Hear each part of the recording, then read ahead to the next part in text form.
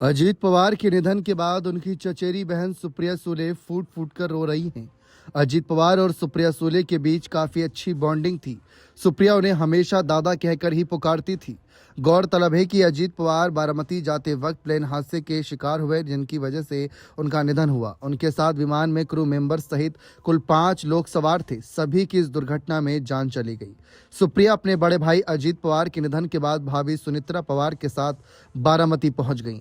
भाई के निधन के बाद उनकी आंखों का आंसू थमने का नाम नहीं ले रहा था। वो वहां खड़े होकर एक बुजुर्ग से गले लगकर रो रही थीं। बुजुर्ग सुप्रिया को चुप कराने की कोशिश कर रहे थे। वीडियो में दिवंगत अजीत पवार के रिश्तेदार काफी गमगीन दिख रहे थे।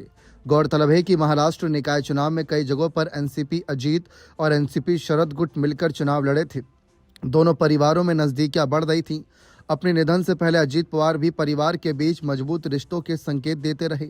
माना जा रहा था कि जल्द ही दोनों दल एक हो जाएंगे। अजीत पवार के निधन के बाद पूरे बारामती में गम का माहौल है। बाजार बंद है। महाराष्ट्र में अजीत पवार के सम्मान में तिरंगा आधा झुका दिया गया और 3 दिन के राष्ट्रीय शोक का ऐलान किया गया। सुप्रिया सुले ने अजीत पवार के शरद पवार से अलग होने के बाद भी कभी भी तलक लहजे का प्रयोग नहीं किया था। वो हमेशा उनका सम्मान करती थीं। दोनों भाई बहन का रिश्ता काफी मजबूत था। देखा जाए तो एक समय ऐसा भी था परिवार में जब सुप्रिया सुले यानी अजीत पवार की चचेरी बहन और अजीत पवार की पत्नी सुनित्रा के बीच लोकसभा चुनाव में जबरदस्त जंग भी देखने को मिली थी। लेकिन एक आज का समय है कि दोनों फूट फूट कर रो रहे हैं, क्योंकि अजीत पवार उनके बीच नहीं है।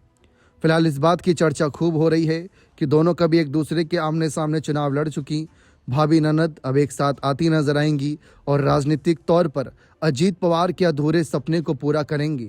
अजीत पवार का अधूरा सपना यानी कि मुख्यमंत्री बनने की ख्वाहिश, जिसको लेकर माना जा रहा है कि दोनों अब दिलोजान से पूरे दिन रात एक करके इस मिशन में जुट जाएंगे। फिलहाल तो परिवार काफ़ी भावुक है। परिवार के आंसू थमने का नाम नहीं ले रहे। लेकिन अब जो मंजूर था भगवान को वही हुआ, खैर। लेकिन देखा जाए तो पार्टी कार्यकर्ता भी काफ़ी ज़्यादा गमगीन नज़र आ रहे हैं। बने रहें चैनल के साथ। बहुत बहुत शुक्रिया।